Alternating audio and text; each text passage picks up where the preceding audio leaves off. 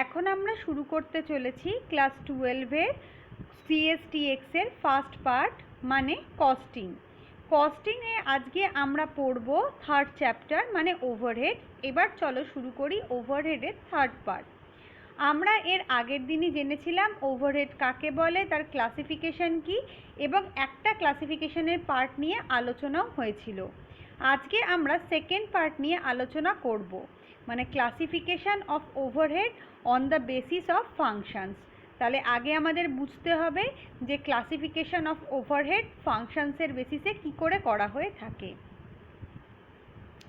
The functions relating to the production and distribution of goods produced by the entity performed by incurring overhead cost can also be considered as the basis of classification of overhead. কোনো entity যখন কোনো গুডসের production বা distribution করে থাকে তখন সেটাকেও ক্লাসিফিকেশনের একটা বেসিস বলে ধরা হয়ে থাকে। অন্যভাবে যদি আমরা তাহলে বলতে পারি যে কার্যকারিতার ভিত্তিতে যখন কোনো ওভারহেডকে ক্লাসিফাই করা হয় তখন কোন বেসিসে ওভারহেড কস্ট করা হচ্ছে বা কোন কারণে সেই খরচটা ইনকার্ড হচ্ছে সেটাকেও কিন্তু আমরা বেসিস হিসেবেই ধরে থাকি।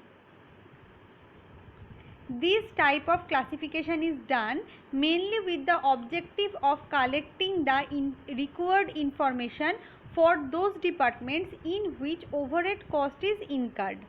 সুতরাং এই ধরনের যে ক্লাসিফিকেশন করা হয় তার আসল উদ্দেশ্য হচ্ছে যে বিভাগগুলো সেই ওভারহেড কস্টকে ইনকার্ড করে তার সমস্ত ইনফরমেশনগুলোকে গ্যাদার করা।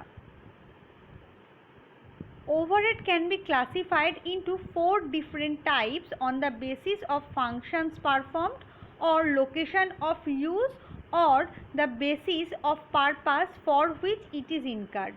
সুতরাং ওভারহেড কস্টকে আমরা 4টে ভাগে ভাগ করতে পারি, কিন্তু তার বেসিসগুলো হতে হবে সে কী ধরনের ফাংশন করছে বা কোন ধরনের লোকেশনে তাকে ইউজ করা হচ্ছে বা কোন পারপাসে সেই খরচটা করা হচ্ছে।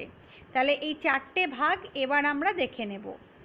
ফার্স্ট পার্ট হচ্ছে factory or production overhead, second হচ্ছে office and administration overhead, third হচ্ছে selling and distribution overhead, and last one is research and development overhead. এবারে আমরা চলো শুরু করি আজকে আমাদের ফার্স্ট টপিক মানে ফ্যাক্টরি অর প্রোডাকশন ওভারহেড।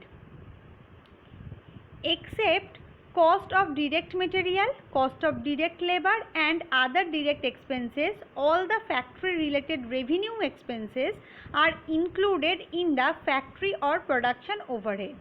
তার মানে একটা ফ্যাক্টরিতে যে ডিরেক্ট মেটেরিয়ালের কস্ট থাকে, ডিরেক্ট লেবারের কস্ট থাকে এবং আদার ডিরেক্ট এক্সপেন্সেস থাকে, সেগুলো ছাড়া যে যে রেভিনিউ এক্সপেন্সেসগুলো করা হয়ে থাকে সেগুলো কিন্তু আমাদের ফ্যাক্টরি বা প্রোডাকশন ওভারহেডের পার্ট। কেন? কারণ আমরা জানি ডিরেক্ট মেটেরিয়াল, ডিরেক্ট লেবার আর ডিরেক্ট এক্সপেন্সেস এগুলো কিন্তু আমাদের প্রাইম কস্টের পার্ট, তাই এটা আমাদের ওভারহেডের পার্ট হতে পারবে না। সুতরাং এগুলোকে এখানে ইনক্লুডেড করা হয় না। এখানে একটা জিনিস মনে রাখবে, ডিরেক্ট মেটেরিয়াল, ডিরেক্ট লেবার এবং ডিরেক্ট এক্সপেন্সেস অনেক পারপাসেই ব্যবহার করা হতে পারে। এখানে কিন্তু শুধুমাত্র ফ্যাক্টরি রিলেটেড এক্সপেন্সেসগুলোই আসবে।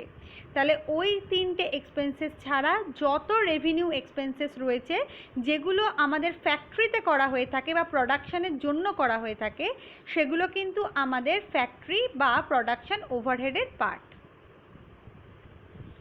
All indirect materials used in the factory, all indirect labor engaged in the production and all indirect manufacturing expenses are considered as components of factory or production overhead. মানে একটা ফ্যাক্টরিতে যত ইনডিরেক্ট মেটেরিয়াল ইউজ করা হয় তার cost, একটা প্রোডাকশানে যত indirect লেবারকে involve করা হয় তাদের কস্ট, এবং সেই প্রোডাকশান আর ফ্যাক্টরিতে যত ইনডিরেক্ট ম্যানুফ্যাকচারিং এক্সপেন্সেস করা হয়ে থাকে সেগুলো সব কিছুই কিন্তু আমাদের ফ্যাক্টরি বা প্রোডাকশান ওভারহেডের part. Factory or work cost is ascertained by adding the amount of factory overhead with the prime cost. মানে আমরা ওয়ার্ক কস্ট কী করে পাবো? ওয়ার্ক কস্ট পাওয়ার জন্য আমাদের এই যে ফ্যাক্টরি ওভারহেড রয়েছে তাকে আমাদের প্রাইম কস্টের সাথে অ্যাড করতে হবে। তাহলে এটাকে যদি আমরা একটা ফর্মুলার আকারে লিখি তাহলে দেখবে factory or work cost equal two prime cost plus factory overhead.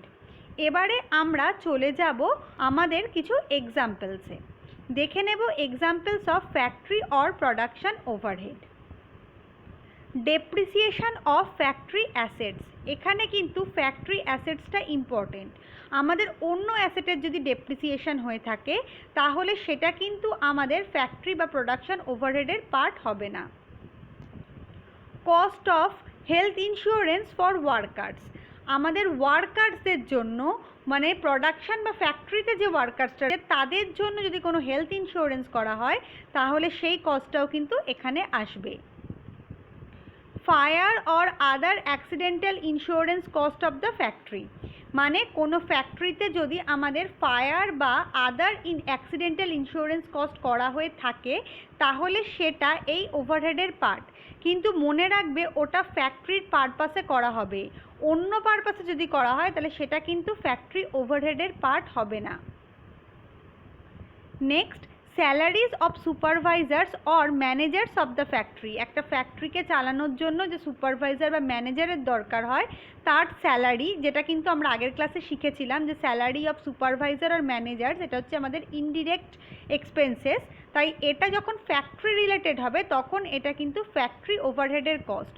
কিন্তু মনে করো আমি কোনো গুডসকে সেল করবার জন্য কোনো গোডাউন ভাড়া নিয়েছি, সেখানে আমি সুপারভাইজার রেখেছি, তার জন্য স্যালারি পে করছি, সেটা কিন্তু আমাদের ফ্যাক্টরি ওভারহেডের পার্ট কোনো মতেই হবে না। Cost of insurance on stock and other factory asset. মানে ফ্যাক্টরিতে যে অ্যাসেট থাকবে তাদের ইন্স্যুরেন্স পারপাসে যদি কোনো আমাদের খরচা হয়ে থাকে তাহলে সেটা কিন্তু প্রোডাকশন ওভারহেডের আন্ডারেই আসবে। Expenses related to the maintenance of stock. যে স্টকটা আমাদের ফ্যাক্টরিতে আছে বা প্রোডাকশনের কাজে ব্যবহার হবে তার মেনটেনেন্স করবার জন্য যে এক্সপেন্সেসগুলো হবে সেগুলোও এই ওভারহেডেরই part. Cost of repair and maintenance. Cost of printing and stationeries of the factory. ফ্যাক্টরিতে যে আমাদের প্রিন্টিং বা স্টেশনারি এক্সপেন্সেস হবে সেগুলো কিন্তু ফ্যাক্টরি ওভারহেডের আন্ডারেই আসবে। Next, factory electricity expenses. ফ্যাক্টরিটা চালানোর জন্য আমাদের ইলেকট্রিসিটির দরকার, তাহলে তার এক্সপেন্সেসটা ফ্যাক্টরি ওভারহেডেই আসবে। Cost of power and fuel of the factory. এই ফ্যাক্টরিটাকে চালানোর জন্য যে পাওয়ার আর ফুয়েলের দরকার সেটা কিন্তু আমাদের প্রোডাকশন ওভারহেডের part. Rent and rates of the factory. সেই ফ্যাক্টরিটার জন্য যে রেন্ট বা রেট প্রোভাইড করতে হবে সেটা। Staff welfare and employment refreshment expenses etcetera. মানে স্টাফ ওয়েলফেয়ার এবং এমপ্লয়মেন্টের রিফ্রেশমেন্টের জন্য যে সমস্ত খরচ খরচা হবে সেগুলোও আমাদের ফ্যাক্টরি বা প্রোডাকশান ওভারহেডের আন্ডারে আসবে। মানে এখানে আমাদের স্টাফ আর ওয়ার্কার্স এই কনসেপ্ট দুটো কিন্তু ভীষণ ইম্পর্টেন্ট। অ্যাসেট বা স্টক হলেও দেখে নেবে সেটা কোথায় স্টোরেজ হচ্ছে, তারপরেই কিন্তু সেটা আসবে। সুতরাং তোমরা যদি একটু কস্ট শিটের কথা মনে করো তাহলে দেখবে প্রাইম কস্টের পর যে ফ্যাক্টরি ওভারহেডগুলো আসে সেটাকে যখন আমরা অ্যাডাপ্ট করে পুরোটাকে যখন আমরা প্রাইম কস্টের সঙ্গে যোগ করে দিই তখন কিন্তু আমরা ফ্যাক্টরি বা ওয়ার্ক কস্ট পেয়ে থাকি। এবারে আমরা চলে যাব তার পরের টপিকে, মানে অফিস অ্যান্ড অ্যাডমিনিস্ট্রেটিভ ওভারহেড। তাহলে আমরা জেনে নেব এটা কি কি। There is an office in every organization for the overall administration of the entity which controls the administrative activities of the entity. মানে প্রত্যেকটা অর্গানাইজেশনের একটা অফিস থাকে, সেই অফিসের কাজ কি? সেই অফিসের কাজ হচ্ছে যে একটা অর্গানাইজেশনকে পরিচালনা করবার জন্য যে অ্যাডমিনিস্ট্রেটিভ অ্যাক্টিভিটিসগুলো করা হয়ে থাকে সেগুলোকে কন্ট্রোল করা। সেই জন্য office is also known as general administration department. তাই জন্যই আমরা অফিসকে বলে থাকি general administration department. all the revenue expenses of the department are included in the office and administrative overhead মানে একটা ডিপার্টমেন্টের জন্য যত রেভিনিউ এক্সপেন্সেস করা হবে সেগুলো সমস্ত কিছুই কিন্তু অফিস অ্যান্ড অ্যাডমিনিস্ট্রেশন এই ওভারহেডে আসবে। Cost of production is calculated by adding up the amount of office and administrative overhead with the factory or work cost মানে এরপরে আমরা কস্ট অফ প্রোডাকশান বার করতে পারবো। সেটা কি করে বার করতে পারবো? অফিস অ্যান্ড অ্যাডমিনিস্ট্রেটিভ ওভারহেডকে আমরা ফ্যাক্টরি কস্টের সাথে যদি যোগ করে দিই তাহলে সেক্ষেত্রে আমরা কস্ট অফ প্রোডাকশান পাবো। তাহলে কস্ট অফ প্রোডাকশান পাওয়ার জন্য কিন্তু অফিস অ্যান্ড অ্যাডমিনিস্ট্রেটিভ ওভারহেড অত্যন্ত গুরুত্বপূর্ণ ভূমিকা পালন করে। তাহলে আমরা এটাকে যদি ফর্মুলার আকারে লিখি তাহলে কি দেখতে পারবো? Cost of production equal to factory or work cost plus office and administrative overhead. তার মানে এবার কস্টটা যদি তোমরা আরেকটু এগোও তাহলে তোমরা দেখবে ওখানে আমরা যে ওয়ার্ক কস্ট পাই তারপরে আমরা অফিস অ্যান্ড অ্যাডমিনিস্ট্রেটিভ ওভারহেডকে অ্যাড আপ করি, তখন গিয়ে আমরা পেয়ে থাকি কস্ট অফ প্রোডাকশান। এবারে আমরা দেখে নেব এই অফিস অ্যান্ড অ্যাডমিনিস্ট্রেটিভ ওভারহেডের কিছু এক্সাম্পলস।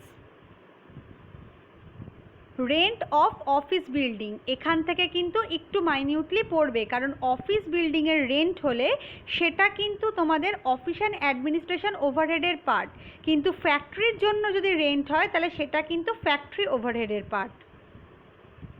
নেক্সট দেখো salaries and allowances to the office stuffs, মানে এই অফিসে যারা কাজ করছেন তাদের স্যালারি দেওয়া হলে সেটা অফিস অ্যান্ড অ্যাডমিনিস্ট্রেটিভ ওভারহেডের পার্ট, কিন্তু ফ্যাক্টরিতে যে স্টাফরা থাকবেন তাদেরকে আমরা যখন কোনো স্যালারি পেমেন্ট করব তখন সেটা কিন্তু প্রোডাকশন ওভারহেডের part. Depreciation of departmental assets, আগেরটা আমরা পড়েছিলাম ডেপ্রিসিয়েশন অফ ফ্যাক্টরি অ্যাসেটস, এখানটা দেখো ডিপার্টমেন্টাল অ্যাসেটস বলেছে। যেহেতু আমরা জানি অফিসের একটা ইম্পর্টেন্ট পার্ট হচ্ছে ডিপার্টমেন্ট, তাই ডিপার্টমেন্টের অ্যাসেটের ডেপ্রিসিয়েশন কিন্তু অফিস ওভারহেডের আন্ডারে আসবে। নেক্সট দেখো cost of printing and stationeries used in the office, এর আগের যে এক্সাম্পল ছিল সেখানে কিন্তু cost of printing and stationery used in the factory ছিল, তাই কোন পারপাসে ইউজ হচ্ছে ওটা কিন্তু ভালো করে পড়বে।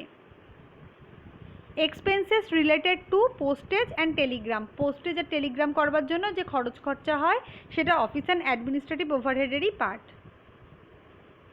Expenses related to internet and courier service, internet and courier সার্ভিসের জন্য যে এক্সপেন্সেস হয়ে থাকে সেটা অফিস অ্যান্ড অ্যাডমিনিস্ট্রেটিভ ওভারহেডের আন্ডারেই আসবে।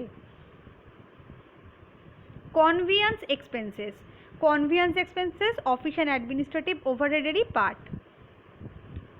office cleaning office clearing expenses, and the last one is expenses on account of accidental insurance of office etc. মানে এটা কোনটা হলো? এটা হচ্ছে অফিসের ক্ষেত্রে যদি কোনো আমাদের ইন্স্যুরেন্স করা হয়ে থাকে তাহলে সেটা অফিসের ওভারহেডের আন্ডারে আসবে। আগেরটা আমরা কিন্তু পড়েছিলাম যা সমস্ত কিছু ফ্যাক্টরি রিলেটেডই ছিল। এবারে আমরা চলে যাব থার্ড পয়েন্টে, মানে আমাদের selling and distribution expenses. Expenses are also included for creation of demand of product produced and for creating awareness of the product among the customers. তাহলে এখানে কোন এক্সপেন্সেসগুলো আসবে? কোনো প্রোডাক্ট যেটা প্রডিউসড হচ্ছে তার ডিমান্ডকে যদি আমাদের ক্রিয়েট করতে হয় বা কাস্টমারদের মধ্যে যদি কোনো প্রোডাক্ট নিয়ে অ্যাওয়ারনেস সৃষ্টি করতে হয় তাহলে তার জন্য কোনো প্রতিষ্ঠানকে যে এক্সপেন্সেস করতে হয় সেগুলো কিন্তু সেলিং অ্যান্ড ডিস্ট্রিবিউশন ওভারহেডের আন্ডারেই আসবে। Expenses also incurred for maintenance of the level of demand of the product and the growth thereof. শুধু তাই নয়, একটা সেম লেভেলে স্টেবল ডিমান্ড মেনটেন করবার জন্য যে যে খরচ খরচা করা হয় বা তার গ্রোথ পারপাসে যে যে খরচ খরচা করা হয় সেগুলো সমস্ত কিছুই কিন্তু সেলিং অ্যান্ড ডিস্ট্রিবিউশন ওভারহেডের part. All expenses incurred for the purpose are considered as part of selling and distribution overhead. তাহলে ওই যে ওপরের পারপাসগুলো বলা হলো সেগুলো সমস্ত কিছুই কিন্তু সেলিং অ্যান্ড ডিস্ট্রিবিউশন ওভারহেডের পার্ট। সুতরাং সেলিং আর ডিস্ট্রিবিউশন ওভারহেডের মধ্যে একটা খুব মাইনর ডিফারেন্স রয়েছে। এক্সপার্টরা বলে থাকেন কোনো প্রোডাক্টসের ডিমান্ড ক্রিয়েট করতে গেলে বা তার সম্পর্কে অ্যাওয়ারনেস জেনারেট করতে গেলে, সেম লেভেলের ডিমান্ড মেনটেন করতে গেলে বা তার গ্রোথ যে লেভেল সেটাকে মেনটেন করতে গেলে যে খরচা হয়ে থাকে সেগুলো আমাদের সেলিং ওভারহেডের পার্ট। কিন্তু কোনো প্রোডাক্ট প্রডিউসড হয়ে যাবার পর সেটা কাস্টমারদের কাছে ট্রান্সফার করবার জন্য যে খরচা হয়ে থাকে বা তার আফটার সেল সার্ভিস যেগুলো জেনারেট করা হয়ে থাকে সেগুলো সমস্ত কিছু কিন্তু ডিস্ট্রিবিউশন ওভারহেডের পার্ট। কিন্তু ডিস্ট্রিবিউশন ওভারহেড টোটাল যে আমাদের প্রোডাকশান কস্ট হয়ে থাকে তার মধ্যে এতটাই কম অ্যামাউন্টে থাকে যে সেটাকে সেপারেট ওয়েতে দেখানোর প্রয়োজন পড়ে না, তাই সেটাকে সেলিং ওভারহেডের সাথে ক্লাব করা হয় এবং সেলিং অ্যান্ড ডিস্ট্রিবিউশন ওভারহেড এই নামেই বলা হয়। Selling and distribution overhead is added with the cost of production to get cost of sales or total cost. মানে আমরা কোনো প্রতিষ্ঠানের টোটাল কস্ট বার করবার জন্য এই সেলিং অ্যান্ড ডিস্ট্রিবিউশন ওভারহেডকে পাই। এর আগেই আমরা দেখেছিলাম আমরা কি করে কস্ট অফ প্রোডাকশান পাই। সেই কস্ট অফ প্রোডাকশানের সঙ্গে যখন আমরা এই সেলিং অ্যান্ড ডিস্ট্রিবিউশন ওভারহেডটাকে যোগ করে দেব তখনই আমরা পাবো কস্ট অফ সেল বা টোটাল কস্ট।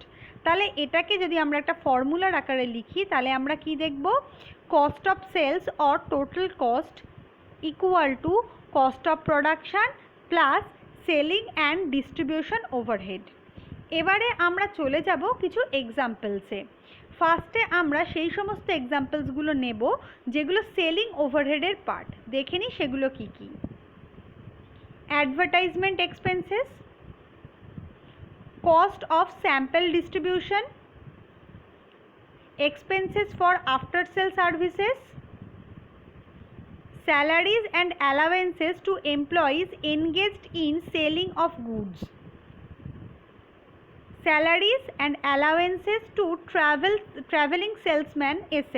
মানে কোনো প্রতিষ্ঠানের অ্যাডভার্টাইজমেন্ট করতে যে খরচা হয়, স্যাম্পেলকে দেওয়ার জন্য যে খরচা হয়, স্যাম্পেল কেন দেওয়া হয়, সেই প্রোডাক্টটাকে মার্কেটে ইন্ট্রোডিউস করানোর জন্য কাস্টমারের সাথে, বা তার আফটার সেল সার্ভিসেস যেগুলো করা হয়ে থাকে, কোনো ট্রাভেলিং সেলসম্যান যে থাকে তাকে যে স্যালারি বা অ্যালাওয়েন্স পে করা হয়, যে সমস্ত ব্যক্তিরা এই সমস্ত গুড সেলিংয়ের অ্যাক্টিভিটিসে ইনভলভ তাদের জন্য যে স্যালারিজ বা অ্যালাওয়েন্সেস পে করা হয় সেগুলো সমস্ত কিছু আমাদের সেলিং ওভারহেডের পার্ট।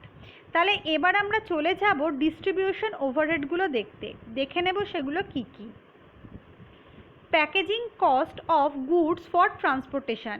একটা গুডসকে এক জায়গা থেকে অন্য জায়গায় নিয়ে যেতে গেলে তাকে প্রপার ওয়েতে প্যাকেজিং করতে হয়, নালে সেই গুডসটা নষ্ট হয়ে যেতে পারে। সেই প্যাকেজিং করতেও প্রতিষ্ঠানকে কিছু খরচ করতে হয়, সেই সমস্ত খরচাগুলো এই ডিস্ট্রিবিউশন ওভারহেডের part. Rent or insurance of goods transportation vehicles, salaries to drivers, helpers and coolie charges, maintenance and depreciation of delivery vans, road licence, garage rent etcetera. এখানে দেখবে তোমাদের ডেপ্রিসিয়েশনটা বহুবার এসছে, তাই ডেপ্রিসিয়েশন কোন অ্যাসেটের হচ্ছে সেটা কিন্তু ভালো করে দেখে নেবে। ডেপ্রিসিয়েশন ফ্যাক্টরি অ্যাসেটের হলে সেটা ফ্যাক্টরি ওভারহেড, অফিসের যদি অফিসের অ্যাসেট বা কোনো ডিপার্টমেন্টাল অ্যাসেটের হয়ে থাকে তাহলে সেটা অফিস ওভারহেডের পার্ট। ঠিক সেরকমভাবেই কোনো ডেলিভারি ভ্যানের যদি ডেপ্রিসিয়েশন হয়ে থাকে সেটা কিন্তু ডিস্ট্রিবিউশন ওভারহেডের পার্ট, কারণ আমাদের ডেলিভারি ভ্যানটা কিন্তু গুডস ডিস্ট্রিবিউট করতেই কাজে লেগে থাকে। এবারে আমরা চলে যাব এর একদম লাস্ট টপিকে, মানে research and development overhead. Different accounting experts nowadays suggest to include research and development expenses as a part of overhead. বর্তমান যুগে অনেক অ্যাকাউন্টিং এক্সপার্টরা বলে থাকেন রিসার্চ অ্যান্ড ডেভেলপমেন্টের জন্য যে এক্সপেন্সেস হয় সেগুলোকেও ওভারহেডের আন্ডারেই নিয়ে আসার জন্য। Research expenses indicate the expenses required to be incurred for the study on improvement of quality and effectiveness of the product as well as invention of better product in terms of qualities and standard. Development expenses indicate the expenses required to be incurred for improvement of quality and standard of the existing product produced. তার মানে research and development expenses যেগুলো রয়েছে সেগুলোর মধ্যেও একটা basic difference রয়েছে। Research যদি আমরা যখন বলবো রিসার্চ ওভারহেডের কথা, তাহলে রিসার্চ ওভারহেড বলতে আমরা সেই সমস্ত এক্সপেন্সেসকেই বুঝবো যেগুলো আমাদের কোনো গুডসের কোয়ালিটি ইমপ্রুভমেন্ট বা স্ট্যান্ডার্ড ইমপ্রুভমেন্ট বা কোনো গুডসের নতুন আসার জন্য, বাজারে আসার জন্য যে নতুন গুডস আসছে তার জন্য যে স্টাডি করা হয় সেটা হচ্ছে আমাদের রিসার্চ এক্সপেন্সেস। এবং এই যে রিসার্চ স্টাডিটা করা হলো তার মাধ্যমে যে ডেভেলপমেন্টটা করা হয়ে থাকে সেটা আমাদের ডেভেলপমেন্ট এক্সপেন্সেসের পার্ট। তাহলে ডেভেলপমেন্ট এক্সপেন্সেসের মধ্যে কি কি রয়েছে? যে জিনিসগুলো আমাদের বা যে খরচগুলো আমাদের করা হবে ডেভেলপমেন্টের জন্য। কিসের ডেভেলপমেন্ট? কোয়ালিটির ডেভেলপমেন্ট, স্ট্যান্ডার্ডের ডেভেলপমেন্ট। কার ডেভেলপমেন্ট? যেগুলো আমাদের অলরেডি মার্কেটে আছে, মানে এক্সিস্টিং প্রোডাক্ট মার্কেটে রয়েছে সেগুলোর ডেভেলপমেন্ট। মানে রিসার্চ মানে হচ্ছে নতুন প্রোডাক্টের রিসার্চ এবং তার রিলেটেড স্টাডি। সেই স্টাডির ওপর বেস করে যখন আমরা ডেভেলপমেন্ট করব তখন সেটা আমাদের ডেভেলপমেন্ট এক্সপেন্সেসের পার্ট। কিন্তু কোনো কোনো বিজনেসে এই সমস্ত রিসার্চ অ্যান্ড ডেভেলপমেন্টের যে খরচ খরচা হয়ে থাকে সেগুলোকে আলাদা করে সেগ্রিগেট করা সম্ভব হয় না। তাই কোনো কোনো এক্সপার্ট বলে থাকেন রিসার্চ অ্যান্ড ডেভেলপমেন্ট এক্সপেন্সেসকে দুটো আলাদা হেডের আন্ডারে না লিখে রিসার্চ অ্যান্ড ডেভেলপমেন্ট এই হেডের আন্ডারেই পুরোটাকে লিখতে। এবারে আমরা একটা এক্সাম্পল দেখে নেব। Construction expenses of the research centres, salaries and honorarium to the researchers, expenses for acquisition of research material and machines etc. মানে এখানে যেগুলো বলা হলো, কোনো রিসার্চ সেন্টারের যদি আমরা কনস্ট্রাকশন করি তাহলে তার জন্য যে আমাদের এক্সপেন্সেস হবে, কোনো রিসার্চ পার্সোনেলকে যদি আমরা হায়ার করি তাকে স্যালারি বা অনারারিয়াম দেওয়া হতে পারে। রিসার্চ করবার জন্য আমাদের অনেক ম্যাটেরিয়াল মেশিনারির দরকার হয়ে থাকে, সেগুলোর অ্যাকুইজিশন যে কস্ট হয়ে থাকে সেটা আমাদের রিসার্চ অ্যান্ড ডেভেলপমেন্ট এক্সপেন্সেসের পার্ট। এই অবধি হলো আজকে আমাদের পড়া। যেটুকু বাকি রইল সেটা আমরা নেক্সট ক্লাসে করব।